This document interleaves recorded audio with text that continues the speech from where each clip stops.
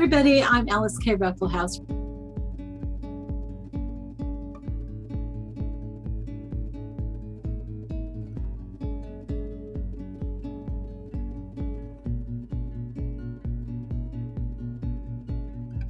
To me, pictures of Jesus suffering are just really, really effective. They draw me into his suffering. They draw me into what he came for ultimately. And also because I guess when I'm giving him those things, what I'm giving him is my suffering. You know, if I'm worried about my finances, that's a suffering, and I'm giving that to him, and I'm accepting back from him what he died to give me. And this picture in particular, the agony in the garden, this is when he's in the Garden of Gethsemane praying, and he says, Lord, please let this cup pass by me. In other words, he's asking to not have to go through the crucifixion and everything else along with that, like God turning his back on him. But then he says, but not my will, but yours. And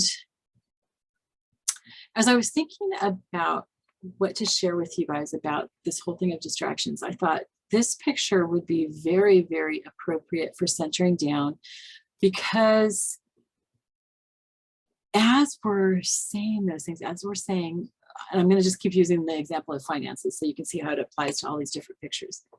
Lord, I give you my finances, and I accept from you your provision. Just like I said, then also breathe out, Jesus, I trust in you. If you're looking at this picture, I would breathe out, but not my will, but yours.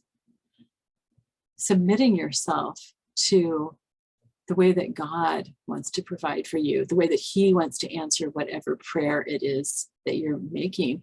As I'm talking about this, you guys, I want to do this instead of the way that I've been doing it, where I just close my eyes, because I just think this is so cool. And this would help me to remember not to just think of what I want from Jesus, but what does God want to give to me? What is his will, not mine? Okay, so for example, even, like if I had been centering down when I was waiting for Bill to call me and I was worried that something had happened, and I didn't center down, but I was praying and worshiping him. But if I had been centering down, I probably would have, if I was looking at this painting, I would have said, Lord, I give you my worries about Bill, and I accept your peace, knowing that I want to make sure that he's okay, but not my will, but yours. Do you see how incredible that is? I mean, seriously, you guys, I'm going to add probably the Divine Mercy and this Agony of the Garden to my sacred space, so that when I'm centering down, I can look at one of those.